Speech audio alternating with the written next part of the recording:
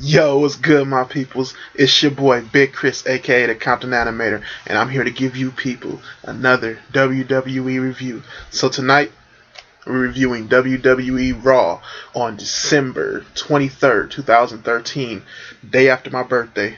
Thank you, thank you, thank you. So the show kicks off with Mark Henry and Damian Sandow cutting promos in little promo packages. Where Mark Henry's the good Santa and Damian Sandow's the bad Santa, and they basically cut a promo, doing this what do you call it, a kind of like a Christmas book reading or a Christmas poem reading or something like that. And they just basically talk shit about either hype up Christmas or talk shit about Christmas in the promo. And like you got Mark Henry naming the reindeer after different wrestlers, and Damian Sandow calling things idiot and saying that he's going to cancel Christmas, and Mark Henry's basically saying he's going to save Christmas. And they're both doing it in Santa suits. Mark Henry has a happy Santa suit. Damian Sandow has like the bad Santa suit. So then first to start off the show, you get the Authority coming out to the ring, Stephanie McMahon, Triple H, and Kane, and they got this little elf guy, small guy, dressed up like he's in a business suit and stuff like that. But they're handing out candy canes and stuff like that. Funny part about this, you get Kane who's handing out a candy cane, so it's like some teenager type kid, and I guess he gives him one, and the kid doesn't get it, so he just starts throwing them and like smashing them into the kid's chest. So that was pretty funny. You get the Authority who comes to the ring and basically tell the matches that are going to happen tonight and say Merry Christmas to everybody. And one funny part, Triple H was like, yeah, this is a great Christmas and I like giving back, so I make my wrestlers do charity and soup kitchens and stuff like that. So I was like, that's a good heel thing Triple H said right there. A little off. But it was a pretty cool opening package for that part right there. They set up the matches for the night. You get Randy Orton who comes to the ring and basically says, thank the Authority for the stuff for backing him and now giving him the night off. And that's in that package with that. Let's see. Next we get our first match, which is the Total Divas basically versus the non-Total Divas, and you got AJ on commentary. A pretty regular, Holiday Divas match. They do a bullshit big move, in between. It's 12 divas in the ring, basically. The only thing that saved this whole match from being bullshit was AJ on commentary. Some of the divas were doing okay in there. They dress them all up cute and stuff like that. And you had Vicky Guerrero on the ring for some idiotic reason, I don't know. But yeah, AJ Lee was pretty funny on the commentary, so that was the only thing that saved this. And she had some cool little jokes talking about how she doesn't believe in Christmas and she's wearing like this Grinch shirt and stuff like that. So yeah, she was pretty funny on commentary, and they weren't as bad as attacking her and stuff like that those guys on commentary normally be. And Total Divas win. We all know that. So next we get Sin Cara versus Curtis Axel, whatever match. Sin Cara wins. It didn't really have too much to it, but Sin Cara is starting to get the crowd behind him a little bit. I see with Hunico behind the mask, he could talk English and stuff like that, so Sin Cara can connect more to the crowd. So that's something I got from this match right here. So yeah, Sin Cara wins the match right there. Let's see. Oh, also, they show a video package for Batista. Batista's coming back. So he'll be back on January 20th of next year. So that's a pretty good thing right there. So, I like to see Batista back. The Animals coming back, he's doing movies right now. He's going to be in a Marvel movie. He just did the Riddick movie, and he was in the RZA's Iron Fist movie. So, he was in a couple movies, and he had small parts, but they were okay. And his biggest is going to be this Marvel movie that's coming up, but Guardians of the Galaxy. But yeah, happy to see Batista back, getting back in the ring, and hopefully, bringing more energy to, the WrestleMania season. So next we get, let's see, was there anything after that? Nope. So next we get Cody Rhodes, Goldust, and Daniel Bryan versus the Wyatt family. A pretty chill match right here. It gave it a lot of length. I think there were 3 commercial breaks during this match. You got a lot of, just character stuff from the Wyatts like you always do. Daniel Bryan doing his usual, being aggressive and stuff like that, and having him getting beat down and stuff. And then you got Goldust doing his thing and stuff like that. You got to see a lot more moves out of every guy from the Wyatt, and even Bray Wyatt this time, wrestling more and him showing how much of a leader he is this time. So yeah, a pretty cool match right here. And with the Wyatt family actually coming out with the win here. They catch Bray Wyatt, I think, catches Daniel Bryan, or wait, is it? Oh, he catches Cody Rhodes in a hot tag that Cody Rhodes didn't see, and he ends up doing a Sister Abigail on Cody Rhodes, and all the other guys that beat up outside like Daniel Bryan and them. So that was pretty cool to see right there and stuff. And yeah, man, it was a pretty cool little match right there, and it builds up the Wyatts more without putting those guys down. Those guys been winning all. Cody Rhodes, and Daniel Bryan has been winning a lot lately. So it's just good, challenge for the Wyatts and stuff like that, and building them up some more, which is pretty cool. And they're building up their characters as well. So next we get.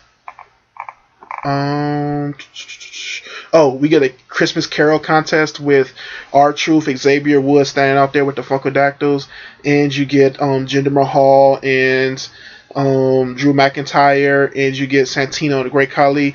Basically a bullshit segment where they all try to sing, and it's a contest who's picks the best singer. Great Khali and Santino won basically because Khali was sounding retarded out there.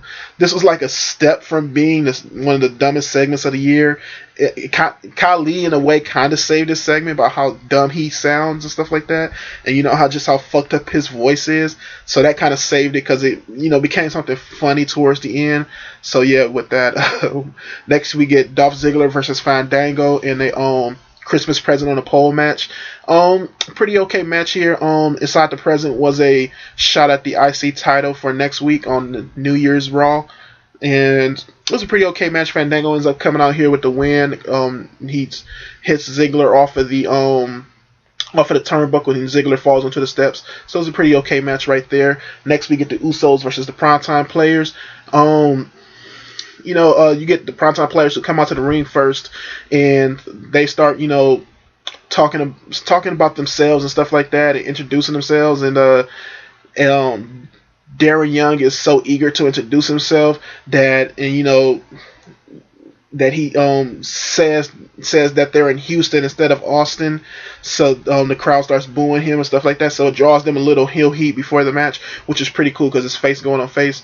The match itself was okay. I think the best thing was that because of what Darren Young did, the crowd got more into the match because they were pissed that he said it was Houston instead of Austin. So yeah, it was okay. And then you get at the end where the Usos did win this match, and they start doing the $1 million thing, and Darren Young is all beat up and stuff, and they're all having fun doing the dance and stuff like that. Next you get Good Santa versus Bad Santa, Mark Henry versus Damien Sandow. Damien Sandow's Bad Santa, Mark Henry Good Santa. And it was Christmas stuff match, whatever. I think it was a good idea. It's just that the execution wasn't that great. It was very short, and for the idea of having a gang of Christmas presents with objects hidden in it, I thought you could have gave this more time and probably got rid of a couple of these filler matches and gave this match more time and let them have more fun with this match. I thought it was an okay match, but you could have had a lot more fun with it.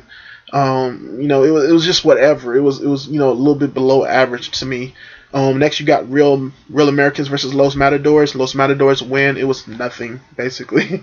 Kofi Kingston versus Ryback. Ryback wins. It was, again, just another filler match, the matches, the filler stuff wasn't that bad, or it wasn't bad. It was just, average matches, like something you see on a house show. Next you get John Cena, CM Punk, and Biggie Langston cut a promo, and they're basically, CM Punk comes out and he says, Renee Young asks him about the Shield and his contacts with the Shield and stuff like that. And CM Punk says he's happy because Santa's giving him 2 presents of tag team partners. He says one of his presents is Big E, and Big E says he's giving away butt whoopings for Christmas. Then CM Punk says that he got his next present, which is John Cena, and John Cena comes out and says, just comes out crazy like an Ultimate Warrior type promo, and just starts hyping himself up and going crazy and stuff like that. So that was pretty fun and stuff like that. Yeah, it was a pretty cool little segment right there. Then you get the Shield, who does the same, who does an interview backstage by themselves like they usually do, and the Shield comes out and they're basically talking shit about John Cena and CM Punk, saying, CM Punk, how are you going to be friends with John Cena after all the shit y'all been through, and that Biggie Langston is nothing to them and stuff like that. So that was pretty fun to see right there. So yeah, both teams cut promos before the match that were pretty cool, and then the match itself, was pretty good. Most of the match between John Cena, Biggie Langston, and CM Punk was the main event versus the Shield, and most of the match was okay.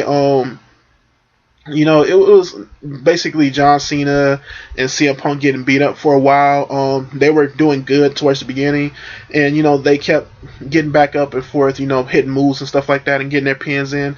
Getting their own tags in and stuff like that. Biggie didn't get in towards the end of the match. But the Shield was very dominant here and still showed their dominance and stuff like that. Once Biggie got in, he went crazy, did all this stuff like that.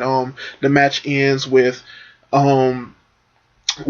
them beating up on, I think it was CM Punk, and the ref calling for a DQ. Then they was beating up on Big E because Big E was going for he had hit his his big ending on Ambrose. It was getting ready to pin him, but the Shield come and beat him up, and they wouldn't get off of him when the ref said get off of him. So John Cena and CM Punk comes in, they start beating up on them. John Cena throws Roman Reigns into the guardrail, and then CM Punk and John Cena pick up Dean Ambrose and Seth Rollins, and they do their GTS and AA respectively on them guys, and that's how the night ends with CM Punk, Big E, and John Cena holding just cheering and stuff like that in the ring and stuff, and you get your Raw Christmas, which is a pretty okay Raw Christmas. I give it a C. It was an average show, nothing to write home about. It's not one of their best Christmas shows they've done, and it's a Christmas show, so you're not going to get some story out of it. I think we were lucky to get the story we did out of it. So yeah, Raw Christmas. You can find me on the internet. I got all my links down bottom. Like, comment, subscribe. Peace.